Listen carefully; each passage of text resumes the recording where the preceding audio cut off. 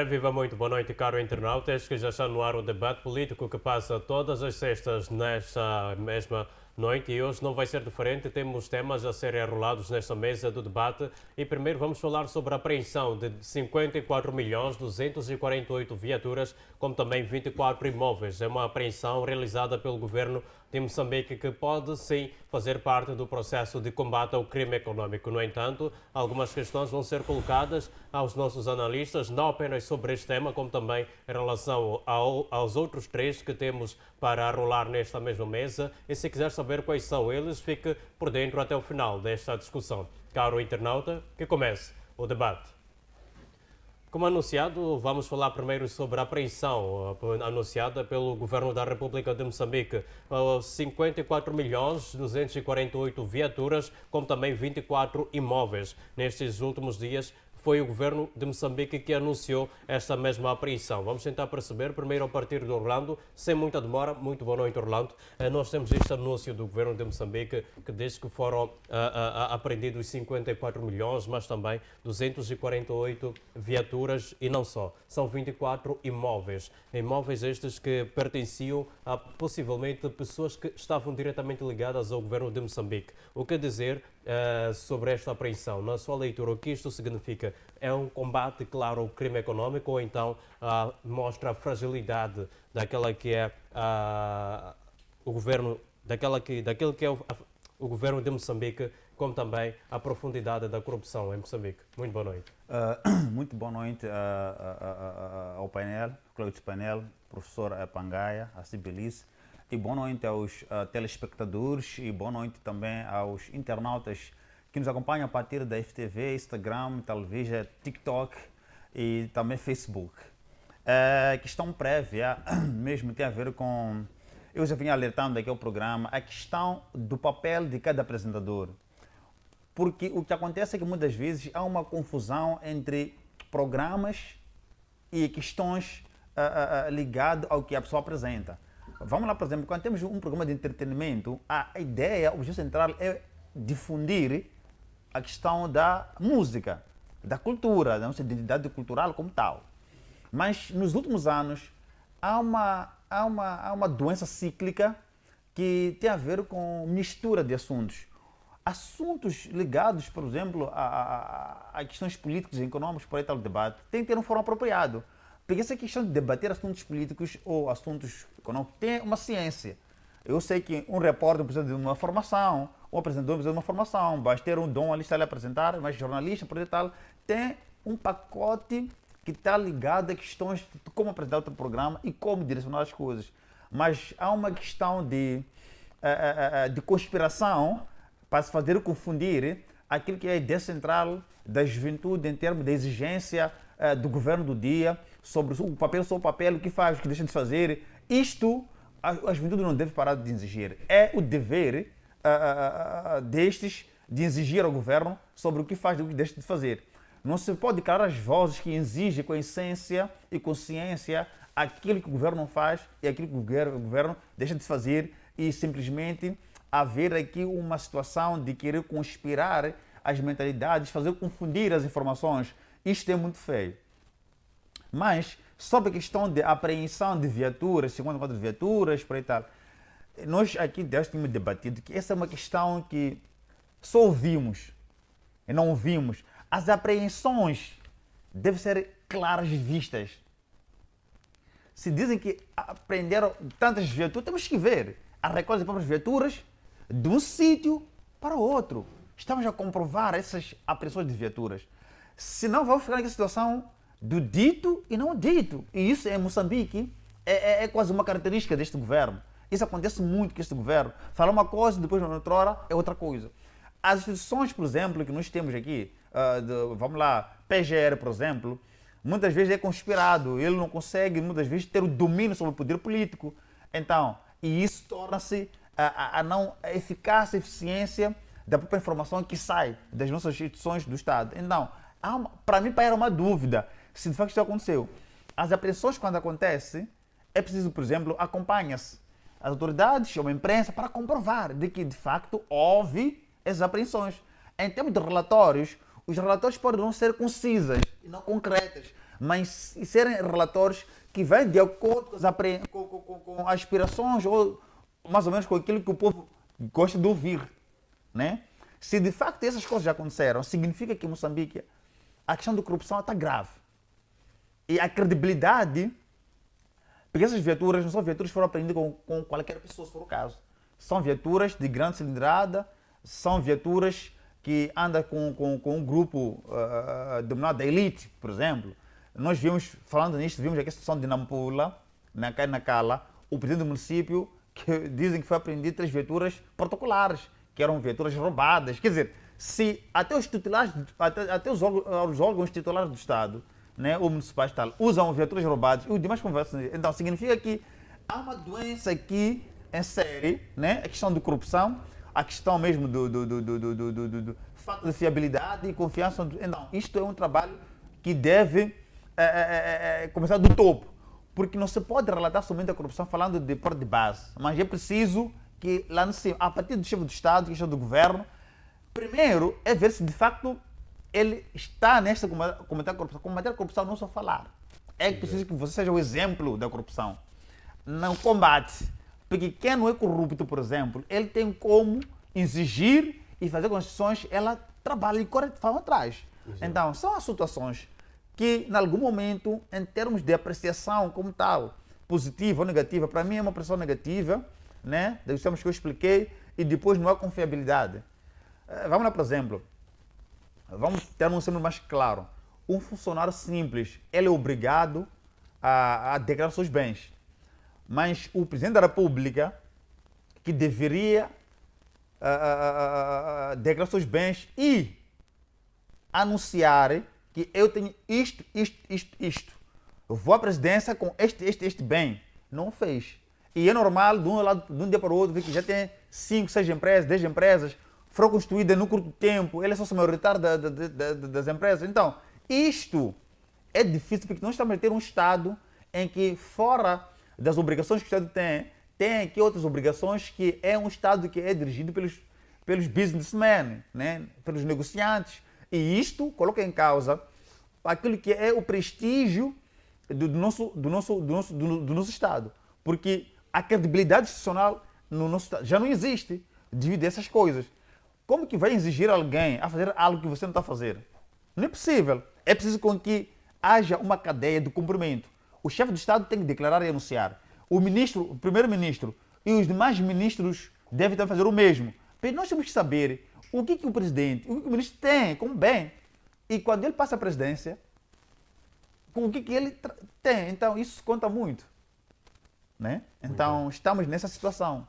Muito bem. Mas, Orlando, como é que se pode garantir que estes bens não desapareçam ao longo desse processo de apreensão de forma muito rápida? Porque o governo tem sido muito criticado no que diz respeito à transparência na gestão dos bens apreendidos. A transparência começa no início da apreensão. Porque se foram apreendidas, aonde que foram alocadas? E como que nós saberemos se de facto esses bens existem? Porque pode no dia para o outro dizer que não, houve uma desinformação. E não é possível que isso aconteça. Então, para haver a transparência no início das operações sobre a apreensão desses bens, tem que haver transparência. A gente vê que saíram de um ponto para o outro. E ademais, é preciso que quando se faz, vamos lá, a entrega, de onde é que eles vieram? Quem eram os titulares dessas viaturas? E daí quem usava e que funções as pessoas estavam a exercer no centro do Estado? E mais, como que essas viaturas param nas mãos desses? Então, sendo aí, quem é responsável pelo controle? Porque quem controla também está dentro desse pacote. Então, como que é possível você que é vítima, assim posso dizer, e depois é ator moral, material no mesmo assunto, depois que é uma transferência como tal? Então, a questão da transparência moçambicana não temos, estamos muito longe, distante disso. O que vai acontecer são relatórios, informações como tal. Mas todas essas viaturas aqui, 54, são 248, 248 viaturas. Exato. Nós vamos esperar dentro de 90 dias se de facto qual será o destino desses veículos. São roubadas, está declarado que são roubadas. Aonde que vão? Será que o governo vai devolver aos legítimos proprietários? Porque se foram apreendidos, significa que tem donos. Há de devolver as viaturas. Que tipo de posicionamento o governo terá que tomar sobre isto? Então, isso vai contar muito. Então a transparência não é só falar você tem que iniciar tudo ao princípio, ver que está no sítio X, quem usava era isto e como que chegou nas mãos desses. Então aí começa o processo. Muito bem.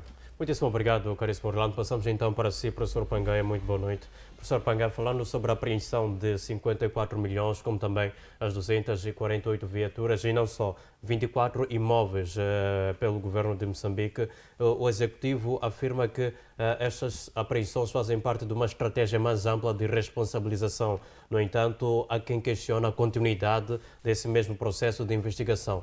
Como é que se pode garantir que as figuras de topo não sejam então afastadas desse processo de investigação, mas sim sejam abrangidas e também tenham de ser responsabilizadas? Muito boa noite.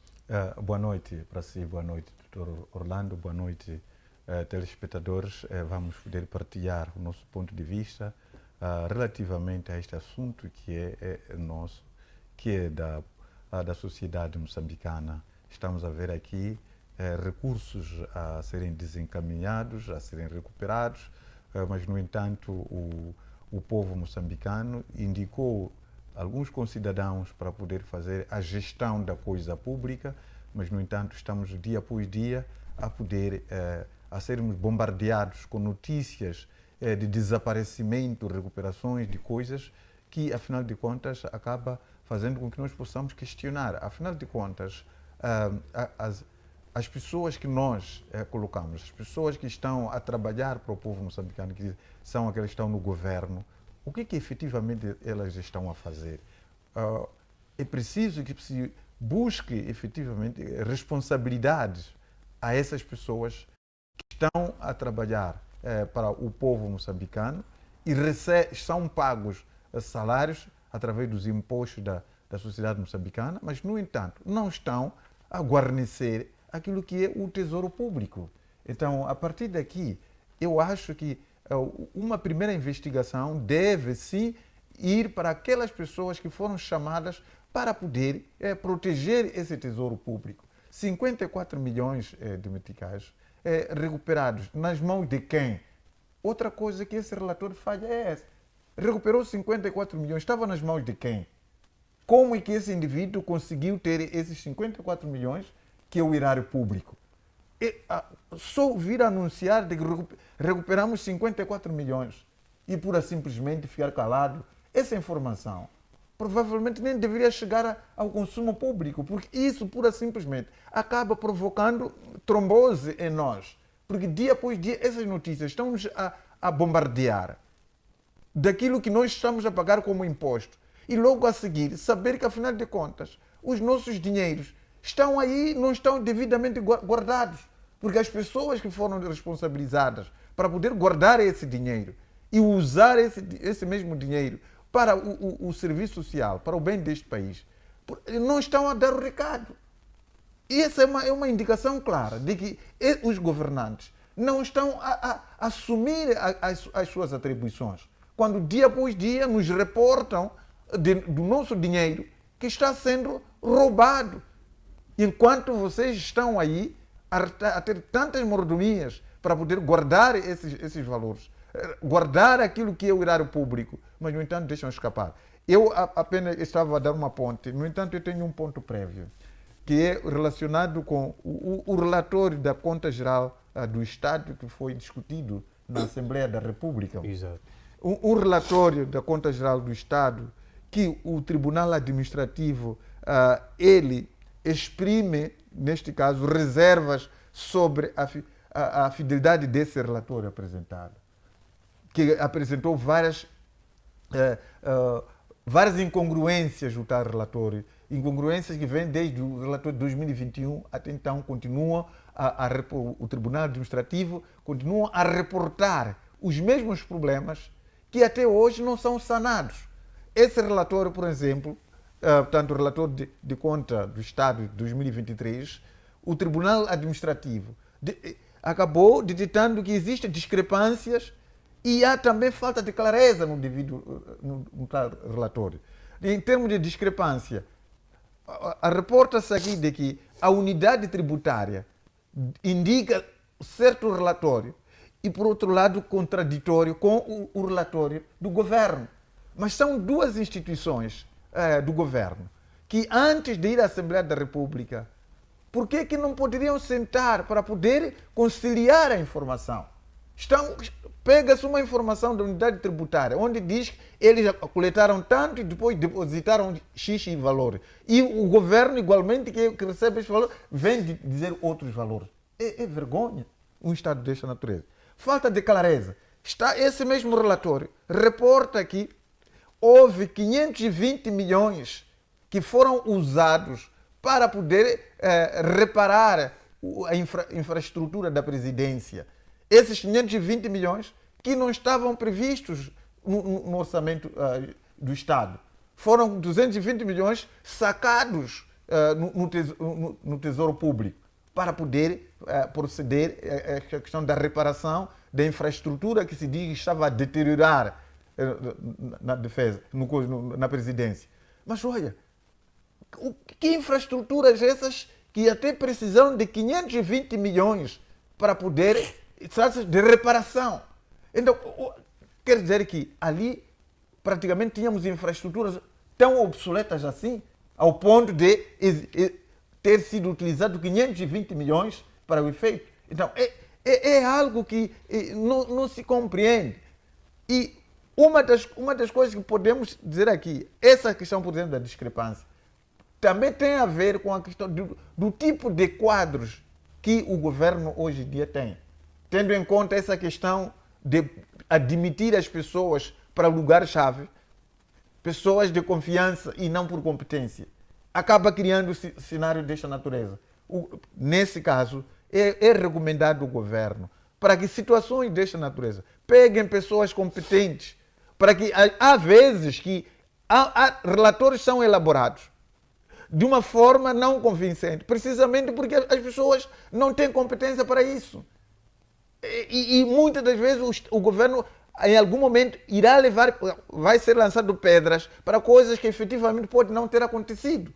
Então, é preciso que se repense nessa situação de admissões por confiança e não observar essencialmente a questão de competência. O último ponto prévio que está colocado aqui é relacionado com a escolta do antigo presidente Filipe Jacinto Inhoso. Tomei conhecimento há dias de alguém que estava em Cabo Delgado, Pemba sobretudo, e disse de que viu uma escolta do presidente Filipe Jacinto Inhoso e que quase assemelha-se à escolta do atual presidente. O que estará a acontecer aqui? Será que os antigos presidentes têm ainda esse direito de uma escolta que se assemelhe à escolta do atual presidente da República? E quem que está a pagar os custos dessa escolta do antigo presidente? Então, era preciso... E o mais estranho ainda é que a autoridade de defesa antiga, quase toda ela está em Cabo Delgado. Estamos a falar do Bernardino Rafael, o antigo comandante-geral da PRM. Estamos a falar do Emiquidade, o antigo chefe do Estado-Maior-General, também está em Cabo Delgado. E depois temos o Filipe Jacinto Inhoso, que também foi ministro da Defesa anteriormente, está em Cabo Delgado. Era preciso poder repensar sobre essa estrutura que está montada neste momento em Cabo Delgado. Muito bem. Ok. Então, é nesse contexto que é preciso, voltando para o ponto que estava a colocar, esse relatório, essas apreensões para o governo, para um cidadão menos atento, pode achar isso que é algo que mostra o trabalho, o quão o governo está a trabalhar.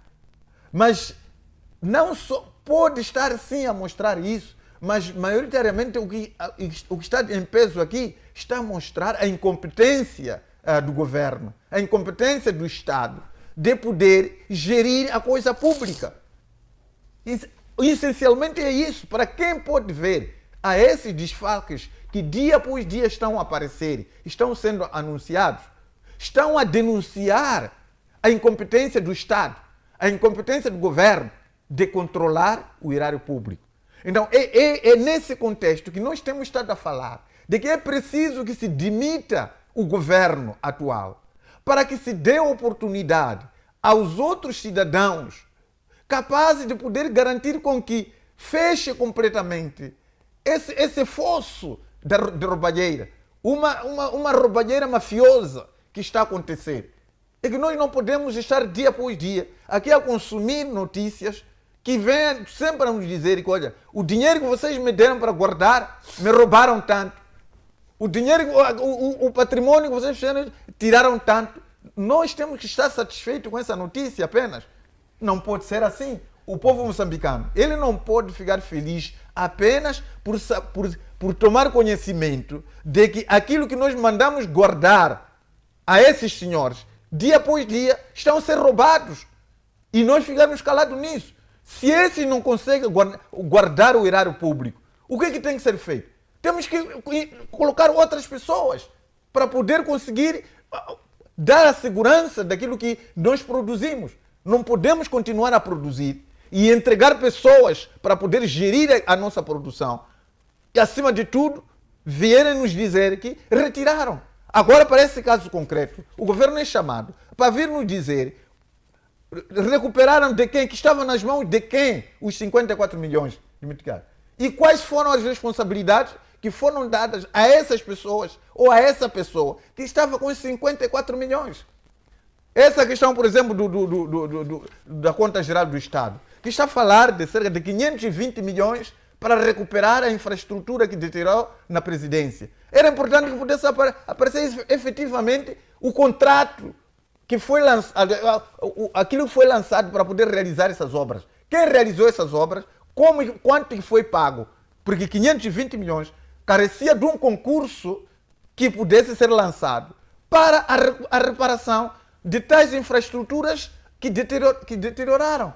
Não se pode fazer um ajuste direto de 520 milhões de meticais para obras dessa natureza, sem que tivesse havido nenhum concurso. Onde que houve concurso? Em que momento em que se lançou o concurso para poder fazer essa reabilitação ou reparação dessas obras que custaram cerca de 520 milhões de meticais para poder tratar da questão de recuperação ou reparação de infraestrutura deteriorada lá na presidência. Muito bem. Então são coisas desta natureza que não estão claras. Muito bem. É muito dinheiro que dia após dia... Veja só, estamos a falar desses 520 milhões, estamos a falar de 600 e quanto aquele que foi entregue ao tal filho da Ribeiro. 561 milhões. 561 milhões foram entregues à filha da Ribeiro, que os mídias andaram a reportar. Olha, é muito dinheiro que está a girar aí, enquanto neste momento temos situações tristes de assistir nas unidades sanitárias. Situações tristes na educação. Veja, por exemplo, o que está a acontecer agora na educação. Vamos falar sobre a educação daqui a mais um com a professora. Estão a cobrar agora nos exames 300 ou 400 meticais como taxa de exame nas escolas. O Ministério da Educação não diz para que é esse valor. Temos estado a dizer que o ensino é gratuito, dentre várias coisas. Mas hoje, as crianças, para poderem realizar os exames, devem pagar 300, os da 12ª parece que estão a pagar 400 meticais. Esse dinheiro está a ser depositado aonde? O Ministério da Educação que aparece isso.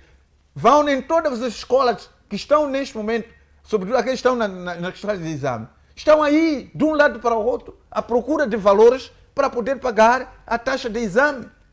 Então, mesmo no ensino superior, quando faz exame, você não vai pagar para realizar exames. Por que no ensino secundário, ensino primário, para realizar exame tem que pagar? É preciso que o Ministério da Educação, a Ministra da Educação, venha explicar essa questão. E para onde que vai esse dinheiro que está sendo cobrado aos estudantes para fazer os exames na 12ª e as outras classes? Muito bem, muitíssimo obrigado, professor Pangai. Acho que passamos assim para o próximo tema. Falamos agora sobre a denúncia por parte de alguns empresários de extorsão de 10% a 16%.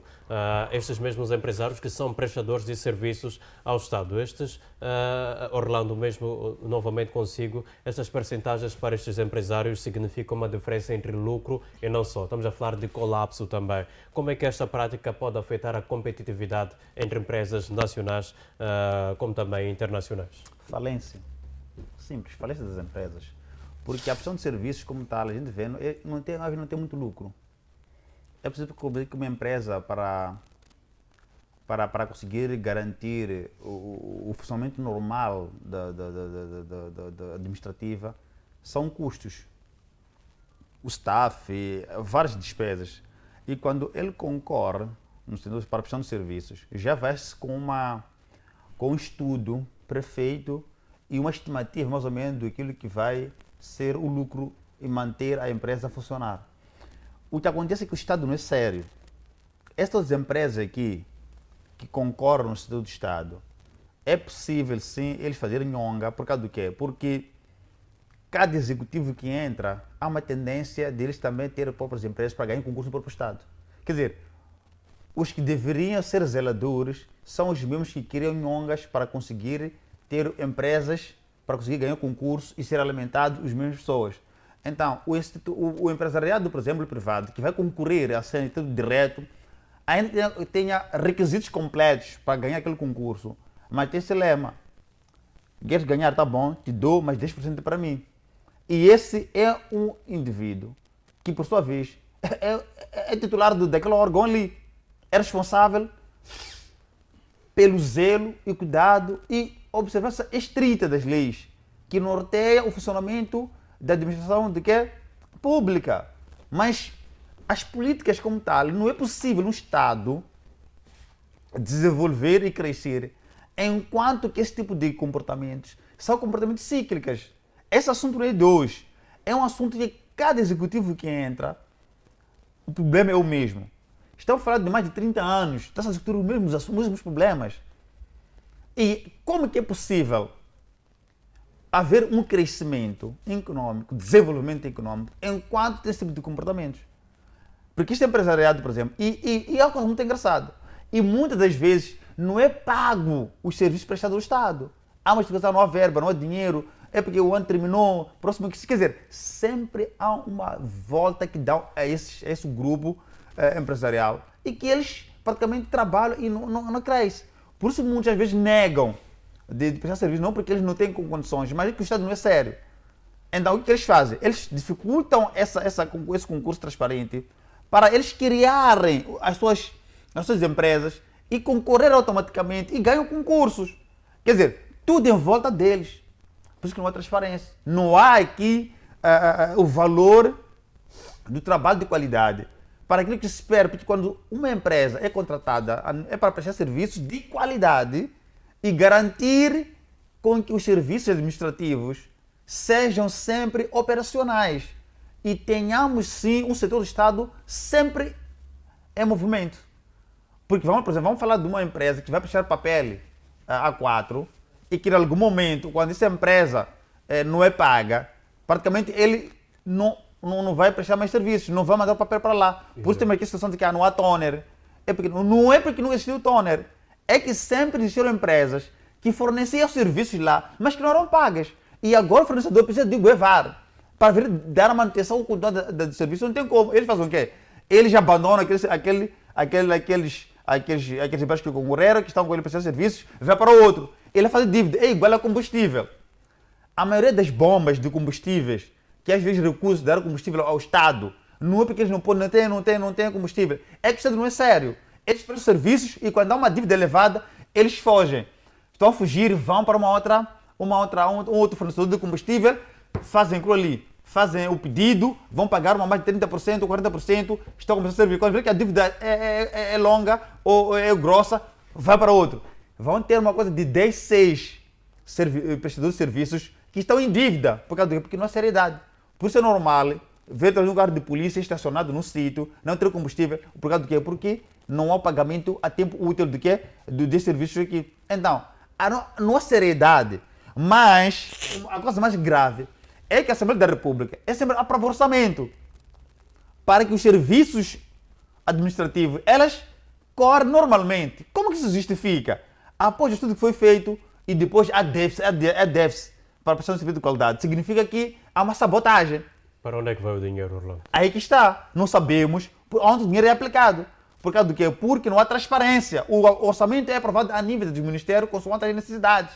E muitas vezes dá um bocadinho mais e às vezes um pouco aproximado. Mas, no final, sempre há não há orçamento. como que se justifica, por exemplo, durante todo o ano haver problema de toner, de papel? Muitas vezes tem que ir com o teu dinheiro no bolso para ir comprar papel para imprimir ali. Ou tem que chegar lá, pagar dentro da instituição pública a impressão, o documento que eles deverão fazer, não tem toner. Está a condicionar aquele dinheiro para ir comprar toner. Significa que há alguma coisa que não está bom. Isso é falta de fiscalização e monitoramento dos serviços prestados no Estado sobre os fornecedores. Porque se temos o IGEA, é responsável por isso. Então, e depois, como que o Ministério aprova, né? Ou aceita uma empresa para servir durante um ano e aceita o seu pagamento e que depois, no meio do ano, há deficiência do pagamento. Porque para esses serviços serem mantidos, eles têm que ir atrás do material. E o material é dinheiro. E se não paga, como que vai ser? Então, eles fazem muitos fornecedores em dívidas acumuladas e não pagam. E isso é muito grave e é complicado. Muito bem, muitíssimo obrigado, Orlando. Passamos então para si, professor Pangaia. Professor Pangaia, nem todos os empresários denunciam o mesmo que este grupo fala sobre a extorsão de 10% a 16%. Como é que se pode interpretar este silêncio de muitos empresários? É medo, cumplicidade ou então apenas vontade de continuar a sobreviver dentro do mercado público? Olha, é assim, esta situação, para ser combatida, não podemos ver quem é o menino bonito aqui. Nem o funcionário público, nem o próprio empresário. Os dois aqui deviam ser responsabilizados. Temos aqui o corrupto, que pode ser aquele que está a prestar serviços na função pública, que ele pode ter essa responsabilidade de adjudicar uma determinada obra a um empresário, e esse empresário também pode ser aquele que, por saber de que existem aqui outros concorrentes, ele mesmo acaba aliciando, corrompendo o funcionário público para que tome a decisão a seu favor. Exatamente esse cenário é que está em causa neste momento. Aproveitando-se dos salários baixos praticados e alguns empresários, eles são os primeiros a poder aliciar o agente do Estado para que ele tome a decisão a favor da respectiva empresa. E, por conseguinte, há esse cenário. Então, uma maneira correta de poder retirar este cenário era de poder ter um olhar cerrado para os dois lados. Não só incriminar o corrupto, que seria o agente do Estado, mas também tem que se ver aos próprios empresários. Porque essa situação provavelmente nasceu com os próprios empresários. Os próprios empresários devem ter sido os primeiros a poder perpetrar os 10, 15%. A partir da altura em que se lança um concurso público e várias empresas concorrem para aquela obra, e a maneira como muitos empresários encontraram para ganhar de uma forma desonesta o concurso é pegar de lado ao agente do Estado responsável pela adjudicação da obra, poder entregar mordomias aí assim, e por conseguinte a esse jogo. Não, é preciso, eu estou aqui de acordo com o governo quando dizia que era necessário que se penalizasse o corrupto e o corruptor. E Mpisa, de certa vez, quando falou desse assunto, acho que aqui ele esteve muito bem ao poder afirmar isso. Só apenas pegar o funcionário público e deixar o corruptor não estará a contribuir para o efeito. Agora, outra coisa também é assim. A Assembleia da República, muitas das vezes, os valores que são adjudicados às obras, maioritariamente são extrapolados. Se você for a ver uma obra e o valor que se cobra para aquela obra, você cai de costas. Outra coisa é a própria qualidade das obras que são construídas por esses empreiteiros. A Assembleia da República está onde? Como um órgão fiscalizador. Ele também poderia ajudar a ultrapassar esse cenário. Porque se há uma obra que foi adjudicada, ele tira 10%, 10 ou 15%, entrega ao corrupto. o que resta para ele provavelmente não vai ser o suficiente para realizar uma obra de qualidade. Mas se houvesse aqui uma fiscalização, obviamente que o empreiteiro havia de ser exigido a poder realizar uma obra de qualidade como está previsto no concurso. E desta forma, apertava o empreiteiro.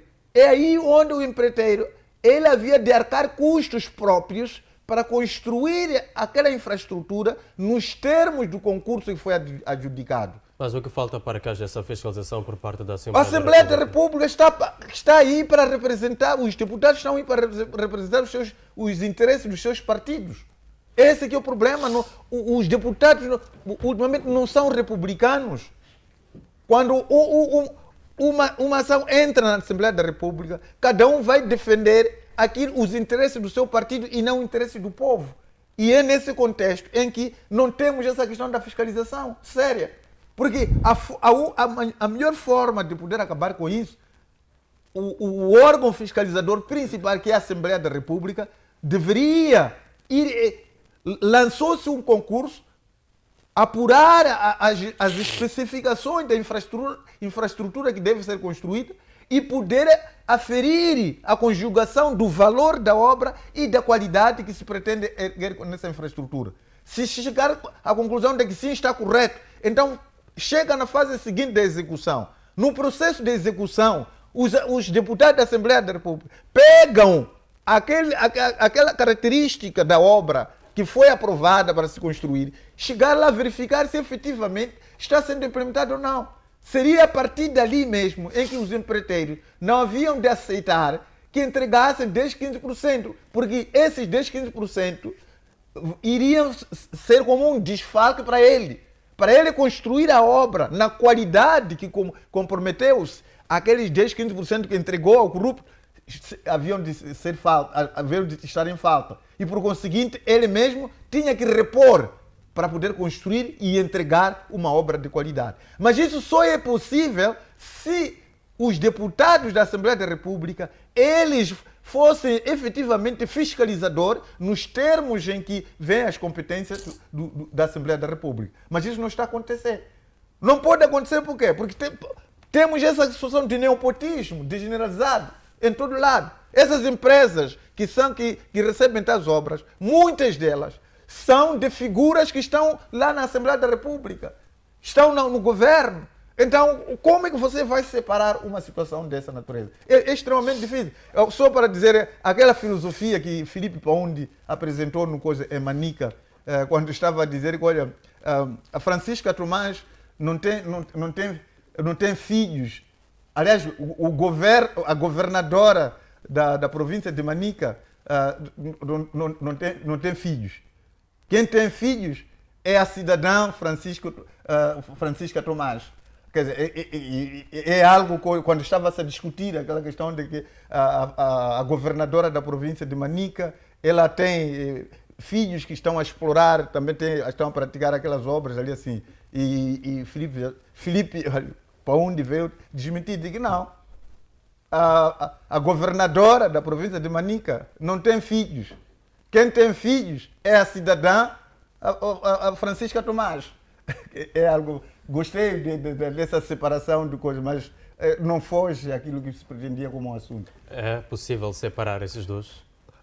Olha, é uma filosofia que ele colocou. Ele está a dizer que uma governadora não tem filhos, mas a cidadã que é governadora, ela tem filhos. É algo que Filipe Paundi ele trouxe aí para uma discussão. Mas, na verdade, a governadora ela tem filhos. O que são os filhos? São todos residentes na província de Manica. Todos aqueles que são da província de Manica são filhos da governadora de Manica. Isso se ele... O Filipe Paundi não pode negar isso, a dizer que a governadora não tem filhos. Quem tem filhos é a Francisca Tomás. A governadora tem filhos, sim. Os filhos são todos residentes. São todos aqueles que são na província de Manica. Muito bem. Então, é algo que. Mas é interessante. Esses políticos nos trazem coisas para só atrapalhar as nossas mentes. Mas valeu para perceber a filosofia que ensaiou Filipe Paundi. Muito bem, muitíssimo obrigado, professor Pangai. Acho que passamos então já para o terceiro tema, afinal de contas não temos tempo a perder. O terceiro tema fala que profissionais de saúde denunciam estar a reciclar luvas descartáveis para reutilização. Orlando, uma vez mais consigo, qual é a leitura que faz sobre esta realidade num setor tão frágil como também vital do Estado, sem deixar de lado o fato do país exigir profissionais de saúde, isto é, médicos e enfermeiros bem qualificados, sendo que, na verdade, não lhes dá condições suficientes para trabalhar de forma condigna? Bom, é o seguinte, temos que assumir que o país é extenso e o número de médicos não corresponde àquilo que é a realidade. Segundo, o Estado moçambicano muitas vezes não olha muito para questões de formar médicos como algo urgente. Há poucos meses vimos que anunciou-se a questão da retirada, por exemplo, dos subsídios dos estudantes de medicina na UEM. Exato. Isso significa que o governo, o que mais lhe interessa é dinheiro e não formar o homem para conseguir salvar vidas. Então, é um pouco complicado. Se a ordem dos médicos traz essa informação, é que fez um estudo e viu que há uma deficiência. Vamos lá, são quantos médicos para 300 e para 30, mais de 36 milhões de moçambicanos? Nem chega a 1 milhão de médicos. Isso é complicado. A questão de contratação dos médicos exteriores é mais dispendioso do que formar. Vamos lá, são 50 anos de governação aliás, da independência. E quanto tempo Moçambique teria feito estudo para ver qual é o déficit de profissionais de saúde ao mais alto nível para conseguir se formar? Será que em 50 anos não conseguiu se formar? Então, os anúncios que saíam de formar, era formar o quê? Então, eu acho que o próprio governo está-se a contradizer, ou por outra, está-se a contrariar aos seus discursos que estava a formar. E a realidade hoje chegou, a deficiência dos médicos. E eu acho que deveria-se tomar aquela política do Albano Cariche, né? Da Beira. Ele viu que o governo era sério, ele acabou tomando iniciativa como uma autarquia, de formar médico, cada bairro, cada médico.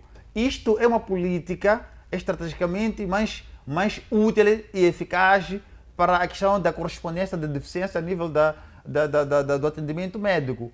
Porque é complicado. Por exemplo, o médico, no hospital central, por exemplo, se ele vai de manhã, obrigado talvez fazer 24 horas, mas que está a trabalhar e o cansaço. E a prestação de serviço não é de qualidade. Sempre haverá reclamações. Enfermeiro, é uma espécie para questões de urgência. Há aquelas coisas mais técnicas que precisa do médico, né? Não só um enfermeiro. Então, eu acho que o Estado moçambicano está a dormir no tempo, está a assumir os seus próprios erros, porque já vinha no sangue que teve a formar, ora dava bolsa para lá, bolsa para lá, tal, mas não é possível. Então, significa que o Estado agora deveria focar-se mais em formar os médicos para a correspondência. Deveria haver a atribuição de bolsas. Poderia haver recrutamento nas escolas.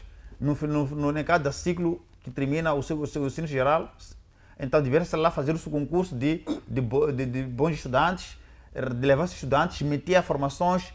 Há muitas instituições de saúde aqui em Moçambique, superior, metia lá professores qualificados, formava em 5 a 6 anos, formava uma coisa de 1000 médicos e iam sair. O problema é que as políticas nossas aqui são políticas de choramingão para trazer benefícios. Quanto mais abre a mão para pedir esmola, mais eu roubei a corrupção. Porque tudo isso é de forma propositada. Quantas instituições privadas aqui que dá para formar médicos? Vamos lá, por exemplo, iam levar alguns para Esquitemo, por exemplo, forma. O UEM forma, por exemplo. Ia em cada escola, recrutava 20 a 30 alunos para o ensino de medicina. Isso ia corresponder. É o Estado dar bolsas a este grupo para se formar para corresponder à deficiência. Mas não, para tu ter acesso à formação da medicina, não é coisa barata não, né? As pessoas vão concorrer mesmo com boa nota, alguma coisa, às vezes fica suplente e depois não consegue mais, porque depois passar aquela fase, tem que fazer um novo concurso. O Estado deve parar de brincar com coisa séria, deve parar de brincar com a vida dos moçambicanos. É preciso que tome decisões sérias. Ou, se acha que não tem competência, que entregue essa responsabilidade aos presidentes dos municípios. Eles vão fazer recrutamento a nível das suas autarquias para formar os médicos, para essa deficiência terminar. O dinheiro que vai pagar um médico estrangeiro será o mesmo que deve pagar um médico interno. E esse médico está a chorar porque não vai pagar as horas a tempo útil. O salário não entra a tempo útil. Que dinheiro o governo vai pagar? Vai entregar ao estrangeiro. Então significa que vão pedir os médicos, o mesmo dia faz dívida para pagar o médico, o mesmo vai devolver para os próprios estrangeiros. Quer dizer, vão fazer dívida, trazem aqui, depois vão contratar os médicos estrangeiros, trazem depois o mesmo dinheiro que está pagando os médicos. Quer dizer, estão a levar os mesmos dinheiro que fomos pedir emprestado. Então, eu acho que não faz sentido. Então, é simples. Atribuam bolsa de estudos. Em cada escola pode recrutar 10 a 15, 20 estudantes. A nível nacional, podemos ter no fim do sexto ano, sétimo ano, mais médicos que vão corrigir a deficiência. Hoje em dia, o crescimento da população está a aumentar a cada dia. Os bairros estão a ser mais extensos. Há bairros que não têm centro de saúde, mas lá é necessário ter um médico. Ainda que tenhamos uma clínica ambulante, ambulante, por exemplo. Mas tem que ter um médico. O médico não pode ir passar lá, tem que ter um médico residente para corresponder a qualquer emergência que for acontecer. Então, logo, nós estamos a ver que a deficiência é simples, que levam este papel, atribuíam a ordem dos médicos, iam fazer seleções a nível das escolas, no final de cada ciclo geral, recrutavam ali em cada escola 10, 15, 20, 30 estudantes, davam bolsas diretas, o Estado não perde nada, é o dever do Estado, formava este médico prestava serviço ao Estado. O que acontece é que sente dor daquilo que não é deles, de que não, vamos formar este aqui ser médico, e tal, quer dizer, ele sente dor para desenvolver o país. Como é que é possível, se há problema de formar um médico, vão ter coragem de desenvolver o país? Não é possível. Só há desenvolvimento quando forma-se. E há formação quando há formação de qualidade mesmo. Então, fazer de conta, não, é possível dar bolsas. Nós pedimos que o governo atribua bolsas. Agora, neste momento, por exemplo, que Chapo acaba de entrar, presidente Chapo, era simples. Deveria agora refletir sobre isto. Há esta reclamação, ok, qual é a política? Vamos recrutar nas escolas. Vamos dar 1000 bolsas para formações na área de medicina, subdividido. 50 para mulheres, 50 para os homens. E muitas pessoas serão formados. O Estado não gasta nada. São os nossos impostos. É nosso dinheiro. Estamos formados com os nossos próprios impostos. E acabou. Temos 1000 médicos formados, estão a entrar aonde? Para corresponder a essa deficiência. Então, essa política propositada de pobreza, isso é a mesma coisa, por exemplo, que é fome. Sabe o que está acontecendo, por exemplo, com fome? 100% do contexto. Eles fazem de propósito para haver essas informações de fome, haver reportagem de que há fome, para quê? Para saírem daqui dentro, para fora, irem pedir apoios. E quando esses apoios são alocados para esse grupo não se beneficia. Levam, aplicam em outros sítios. É tudo programado e propositado para desgraçar o povo moçambicano. Então, está a querer dizer que a falta de luvas nos hospitais, como também centros de saúde, pode ser uma forma do Estado moçambicano arrecadar apoios para garantir que haja dinheiro suficiente para a compra desses materiais, no entanto... Obviamente, se há um orçamento que foi aprovado para o Ministério X, por que não compra as luvas? Toda hora reclama-se do mesmo assunto. É grave um país que é nosso estar a reclamar luvas no hospital. É muito grave. O orçamento que é aprovado do Ministério vai para onde? O que está a fazer com o dinheiro? Tem mesmo até, eu já falei aqui, até sopas nos hospitais, são contribuições. Nós podemos provar isso, são contribuições que são feitas de pessoas de boa fé por ver que a situação no hospital não está boa e fazer sopa. Nós tiramos nosso dinheiro, contribuímos para se comprar pão, comprar frutas, fazer sopa para garantir o mínimo do doente ter uma sopa. É nosso dinheiro que estamos a contribuir, de forma do grupo que nós criamos. O governo não está nem aí. Então, se há essa pessoa de boa fé só para ir nos hospitais, o dinheiro que dizem compra sopa, enquanto não compra sopa, vai para onde? Então, isso é tudo programado para que é para se beneficiar de dinheiro que era para os doentes, para comprar material a nível dos hospitais e não está lá. Porque já aconteceu que alguém nos vê que não há sopa. Não, diz de manhã que não há sopa. E depois cria-se grupos, nós contribuímos dinheiro. 200, 1000 meticais, 500 meticais para a compra desses produtos para fazer sopa no hospital. Todas quintas, tem certa adoção de sopa. Isso é grave, foi um propositado. Então, tudo neste país não é falta, é propositado para sair fora, pedir esmola para vir. Como que é possível? Um ministro, quantas virtudes particulares tem? quantos empregados tem, quantas despesas, só um ministro tem mensalmente, sozinho a família dele.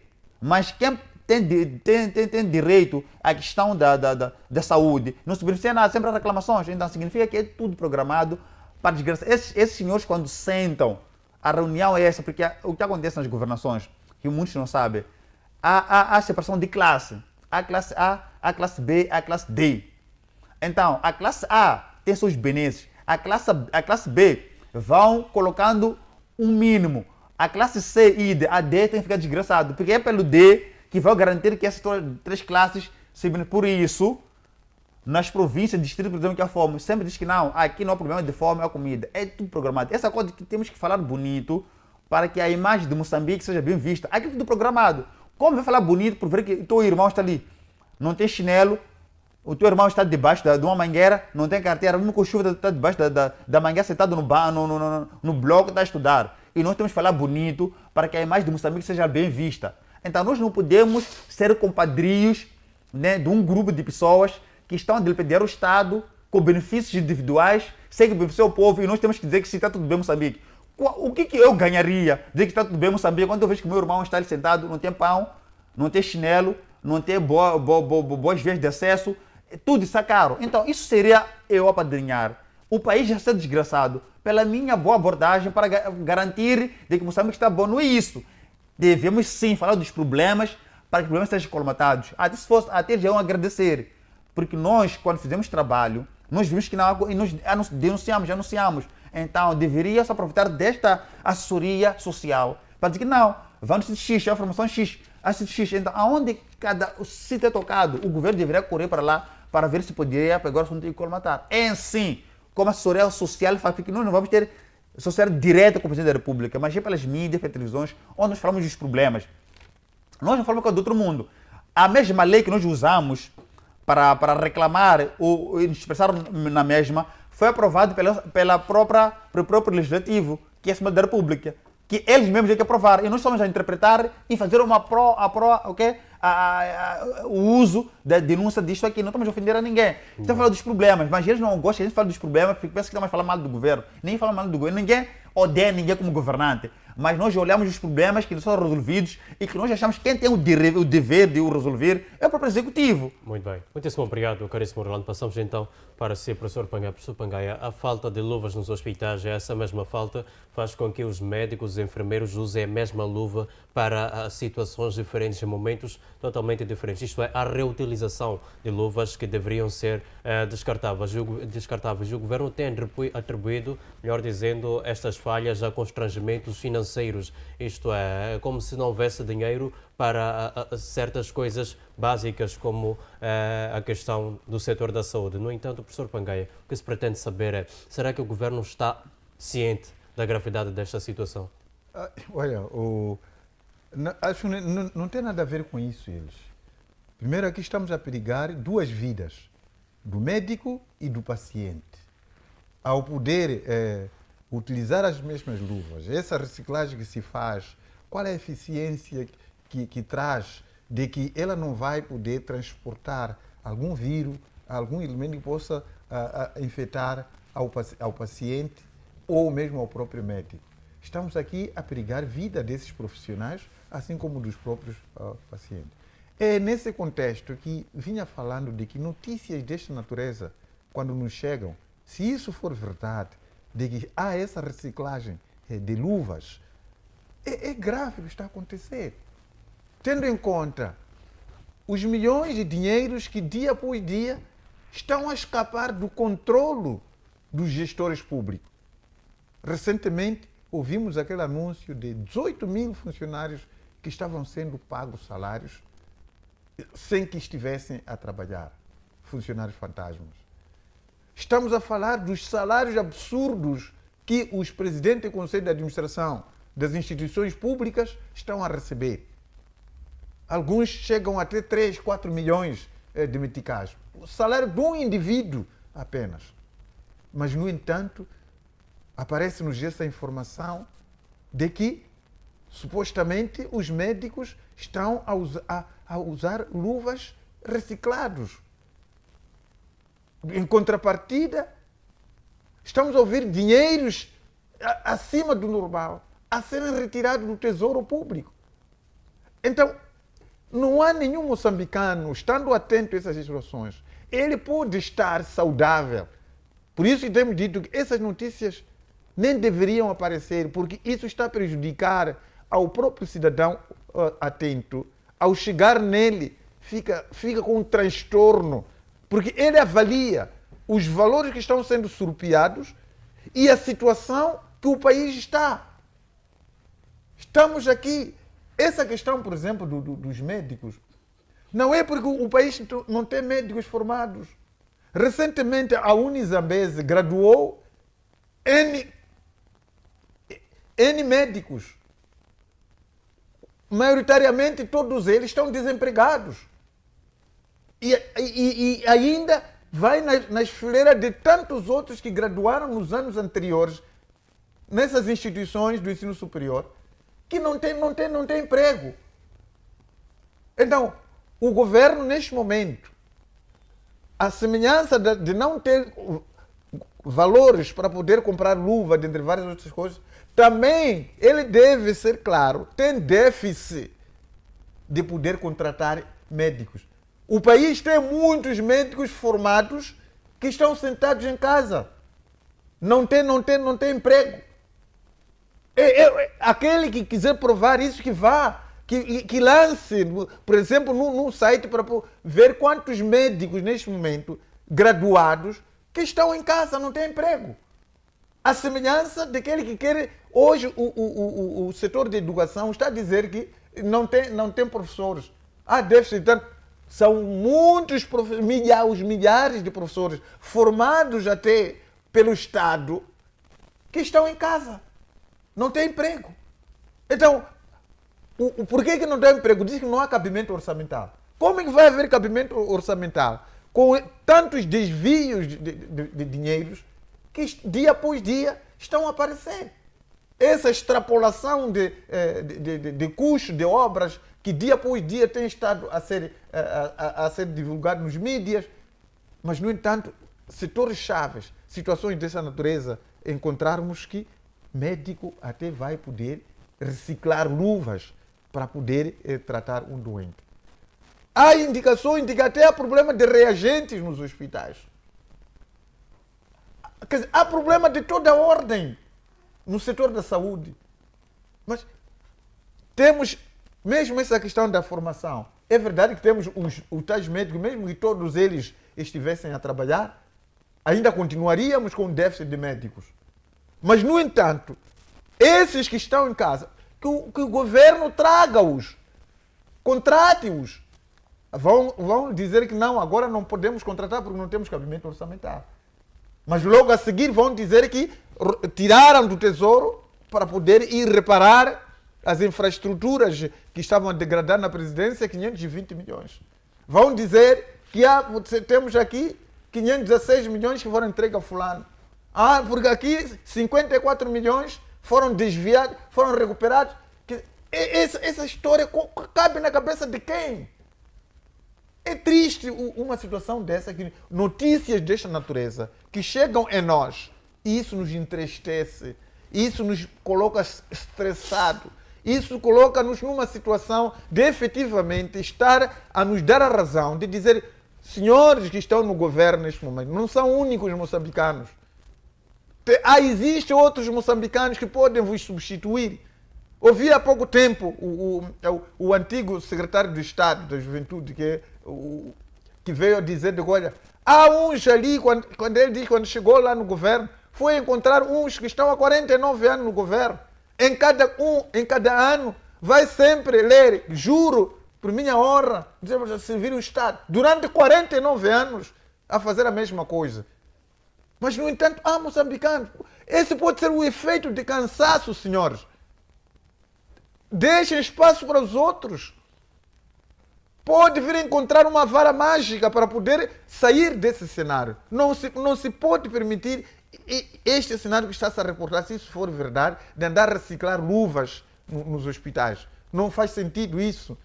Tenham piedade com este país. Tenham piedade, amor com os vossos irmãos moçambicanos, todos nós somos irmãos, e não fica bem estar aí a poder ostentar os recursos que nós estamos a ver dia após dia a circular nas cidades.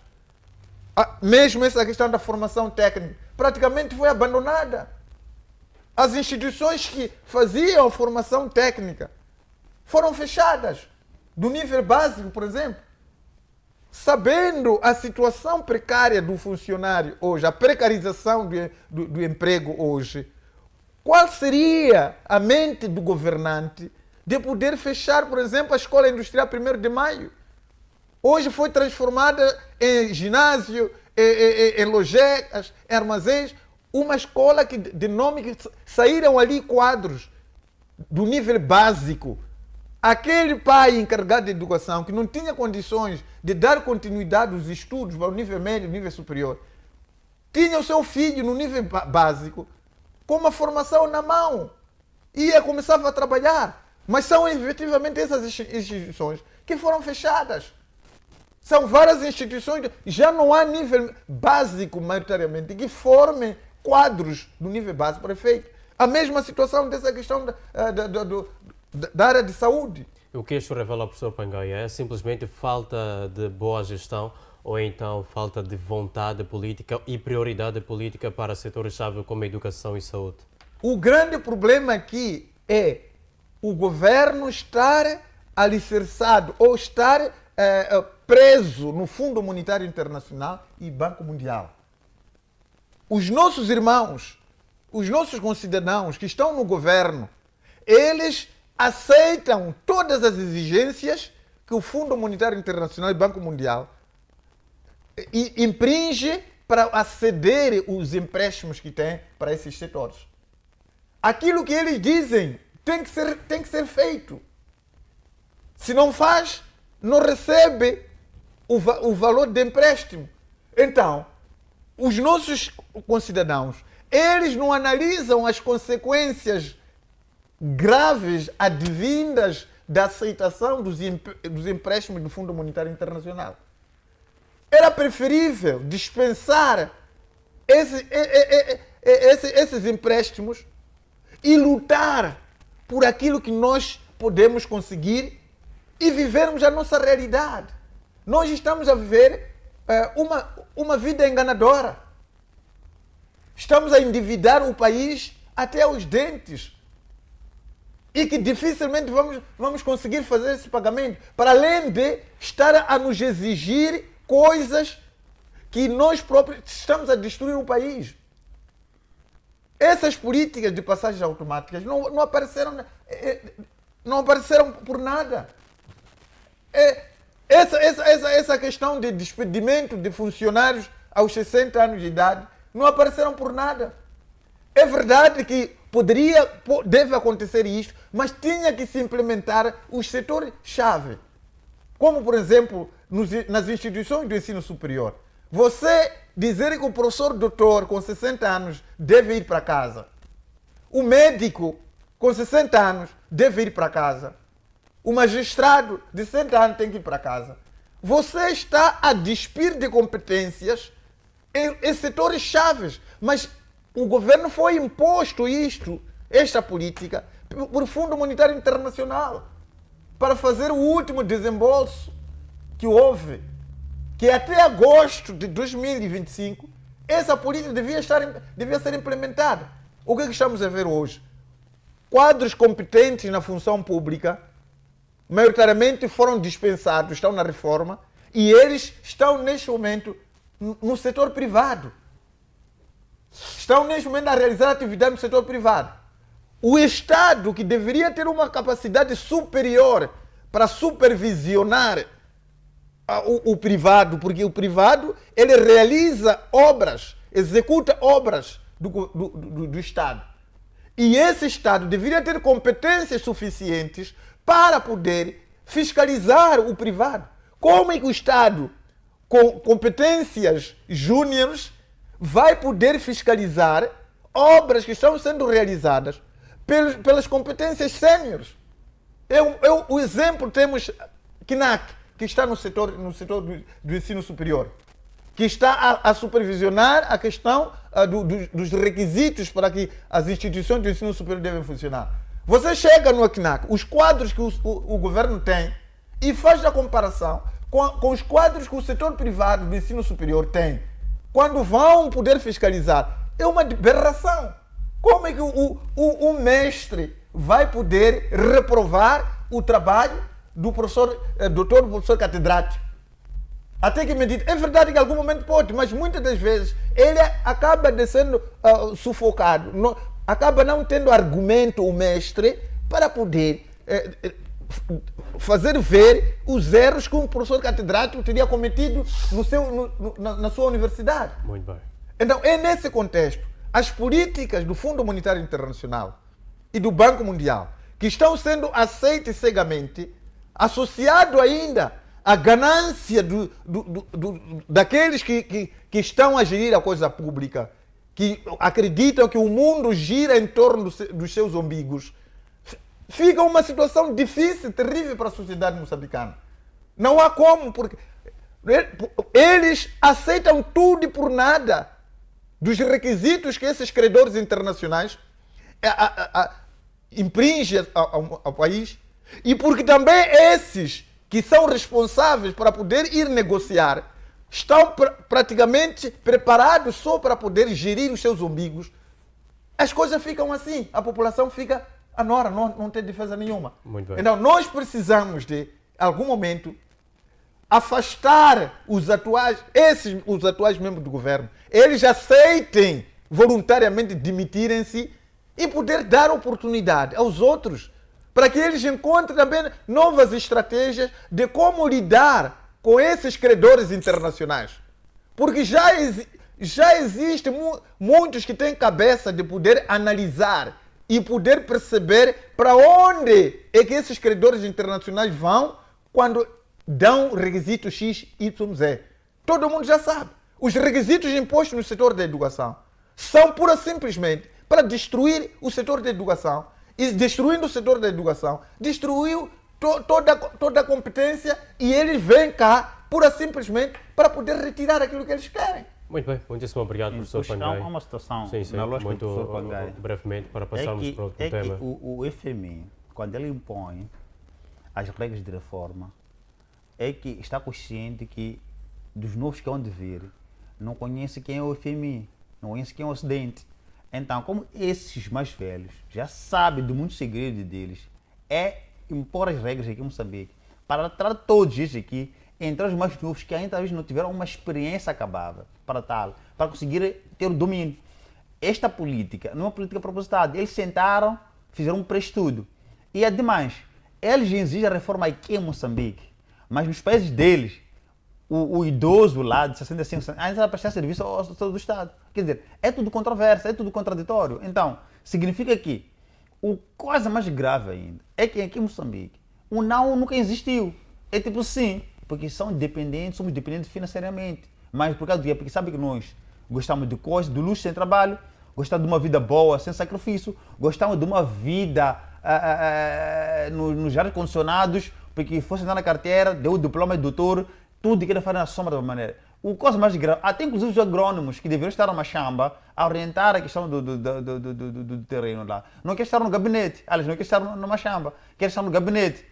Então, por isso que não é novidade ver o ministro da Agricultura, o gabinete dele ser lá, não vai por ver como estão as coisas, controlar como as coisas estão. Não aplica lá. Então, eu acho que isso tudo é propositado. Enquanto em Moçambique gostamos de ar-condicionado de luxo, e não der a base para mais coisas acontecerem, dificilmente teremos a capacidade de dizer não à esmola e não às imposições, porque nós gostamos de uma vida de luxo sem trabalho. O país nos desenvolve não só por ausência de políticas, mas também por forma como nós nos posicionamos como dono desta nação.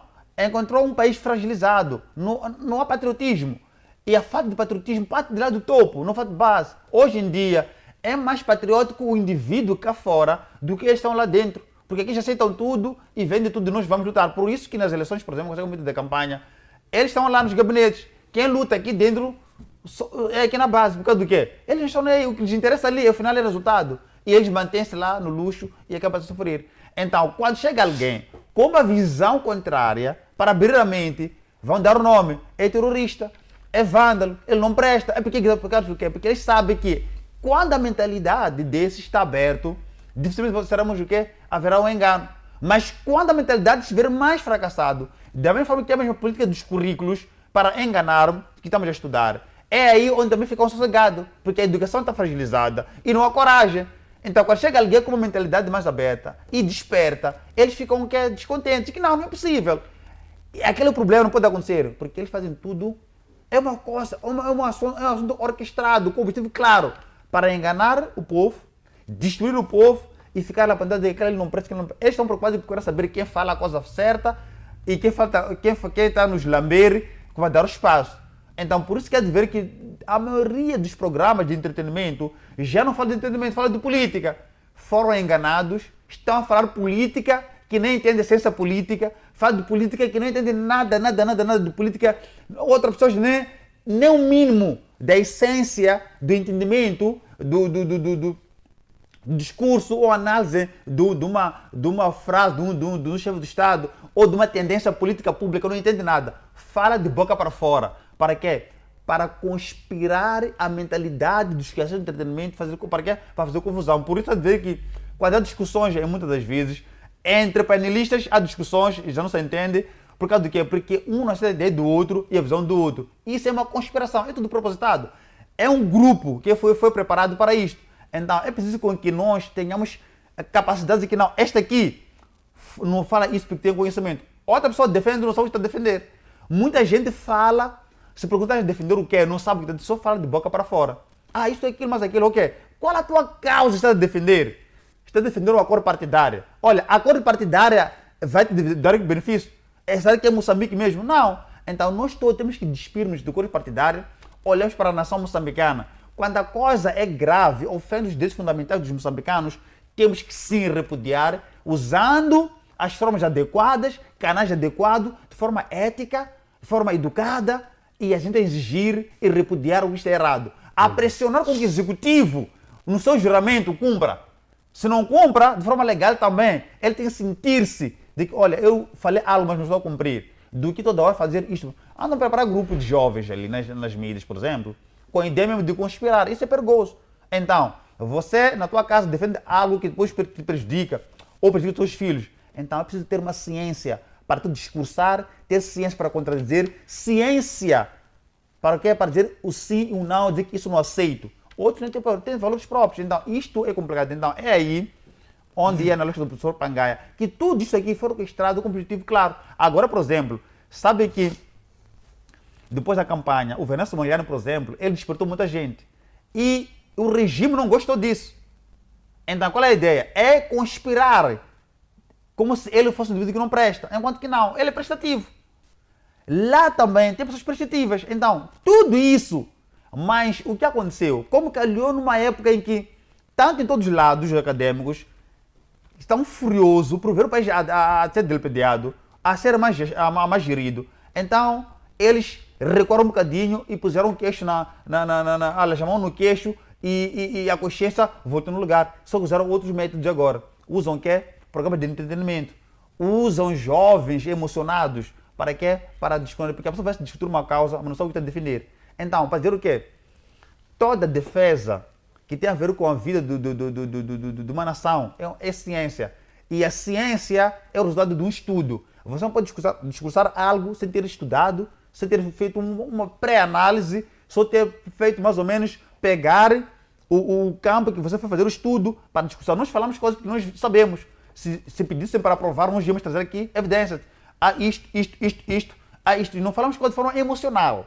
Né? Isso é algo científico, né? Para conseguirmos negarmos o que não é certo. Muito sim, só para poder dizer muito, em relação a essa questão.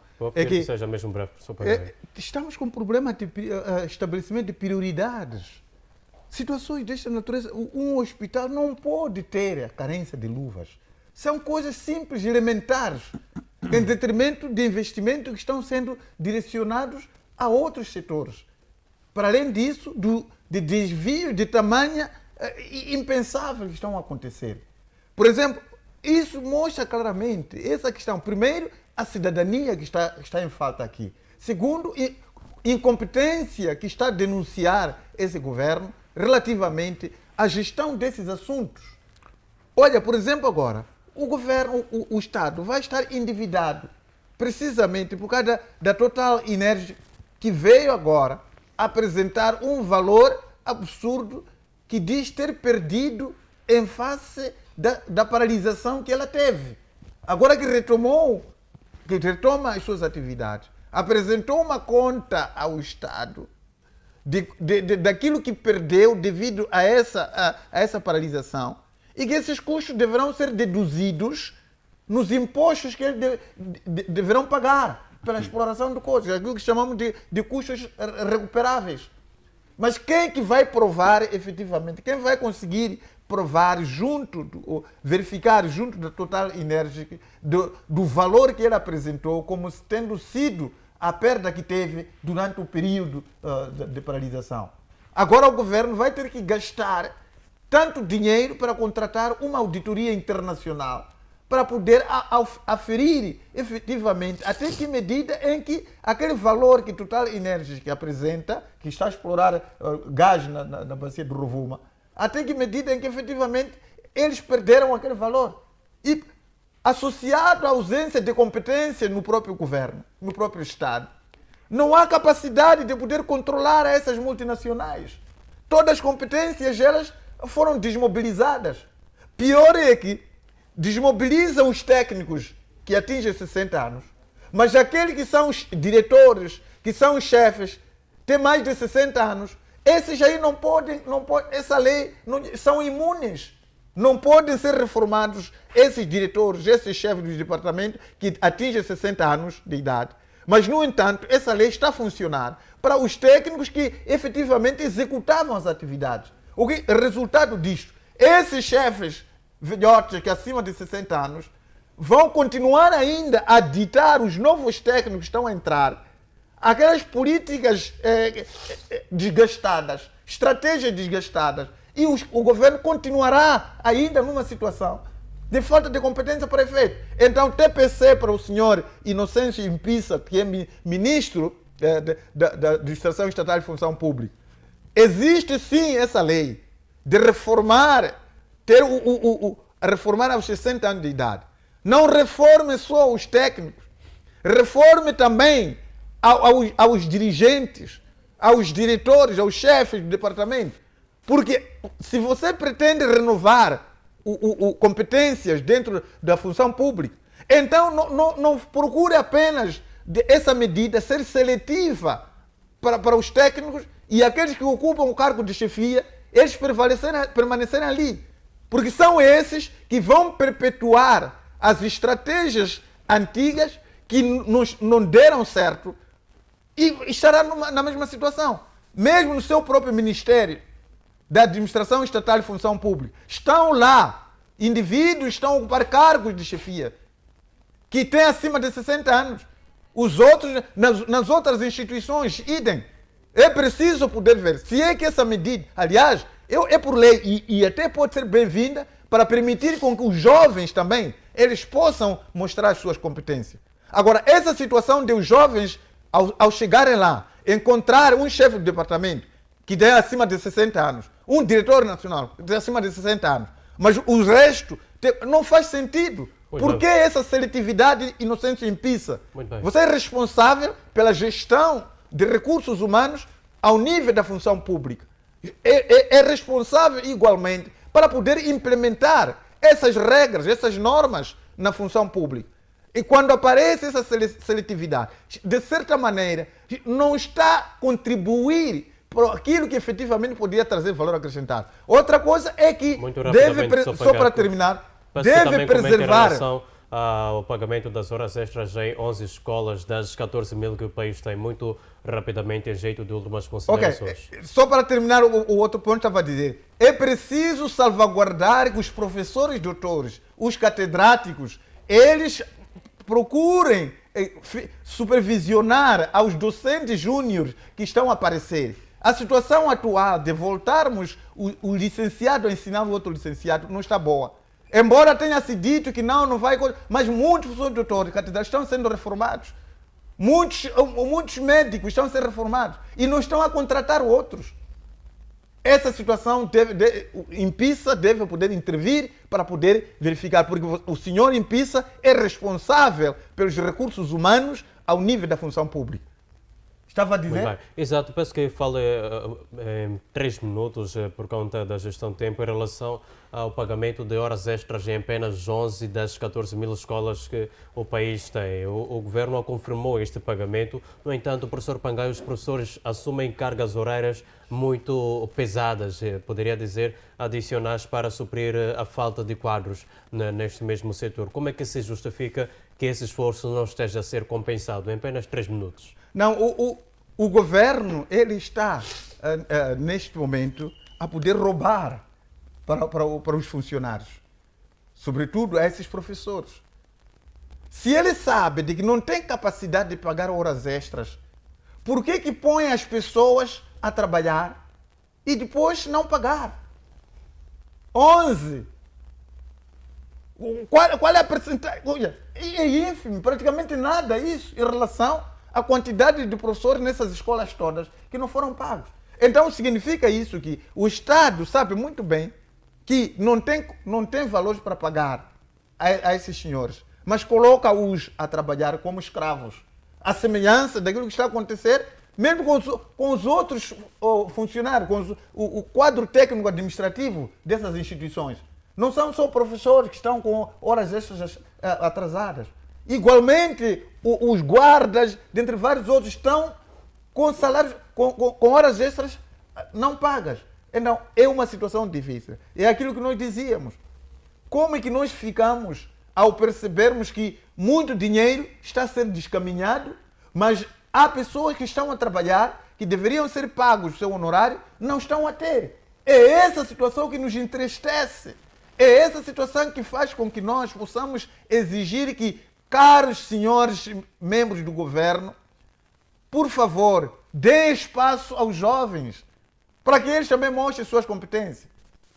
Sua Excelência Presidente Daniel Francisco Chapo, já não faz sentido que tenha conselheiros daqueles que trabalharam ontem como ministro do governo anterior, que foi severamente criticado, visto com a evidência das manifestações, e hoje sejam eles em seu redor para lhe aconselhar.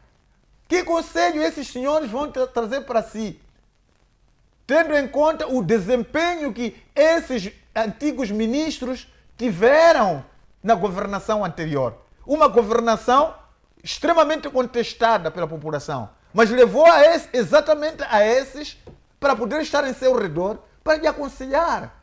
Então significa isso, Sua Excelência Presidente da República, Daniel Francisco Chapo, que está satisfeito com o desempenho do governo anterior, ignora aquilo que a população neste momento exige relativamente às reclamações que a sociedade moçambicana está a exigir em face do fraco desempenho do governo anterior. Como é que pega novamente esses quadros para estar em seu redor, poder te aconselhar? Muito bem. É algo triste isso que está a acontecer. Muito bem. Muitíssimo obrigado, professor Pangaia. Já mesmo a terminar, caríssimo Orlando, vamos em relação a este tema em apenas 3 minutos. Eu peço, estamos perante um problema de gestão administrativa, ao que parece, caríssimo Orlando. Somente 11 escolas receberam. Qual é o critério usado para garantir que estas 11 escolas recebam as horas extras, enquanto temos outras 11 mil que foram retiradas? Aliás, temos outras cerca de 14 mil que foram retiradas ou não receberam, então, estas horas extras. Por que razão estes critérios não são públicos? Eu acho que esse é um dilema muito antigo, mas eu podia dar aqui uma espécie de proposta, aliás, de uma observação ou de ajuda. Temos muitos jovens formados nas áreas de docência, né, que não estão a ter emprego. Então, no lugar de haver essa clivagem, por causa dos professores que dão horas extras, porque as pessoas mesmo estão a dar aulas de noite, devem fazer um grupo subdividido. Um grupo dá de manhã e dá período da manhã e da tarde. Então, esses depois vão para casa no final do dia. Então, depois entrava outro grupo, né, pago à parte também, como assalariados, dando um período depois laboral.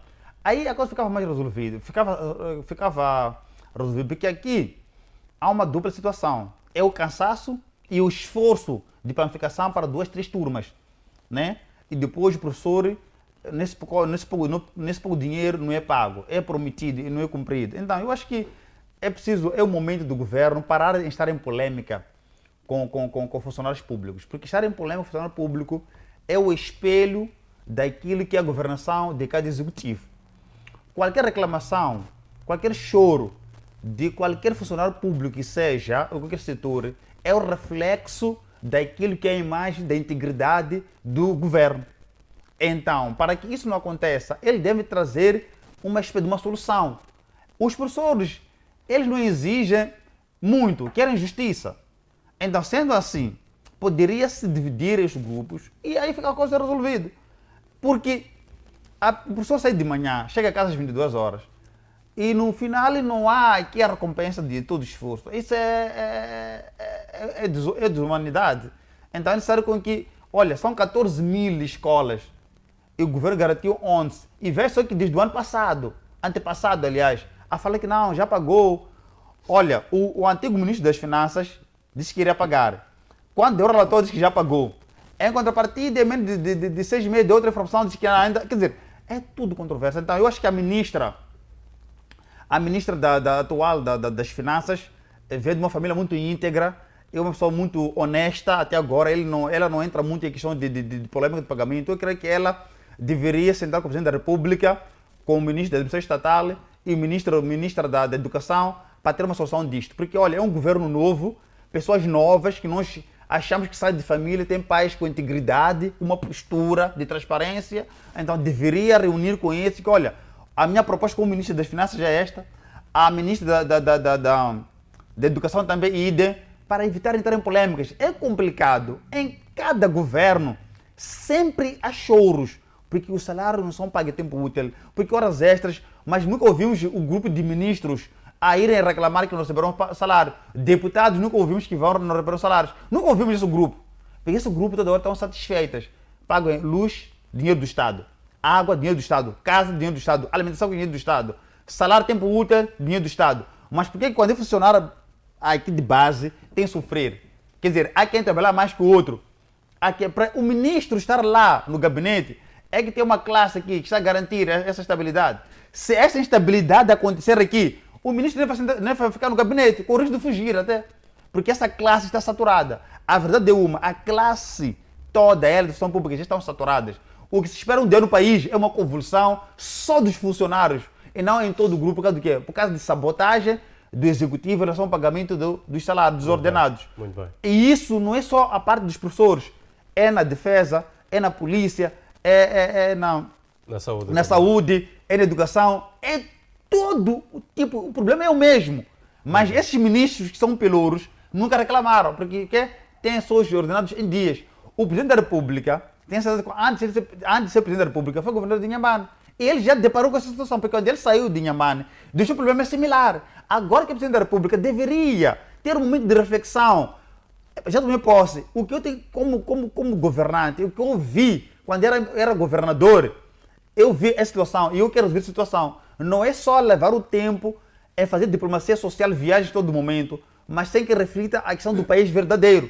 Porque para garantir ser chefe do Estado, depende dessa classe. Essa classe precisa de um pai, de uma mãe.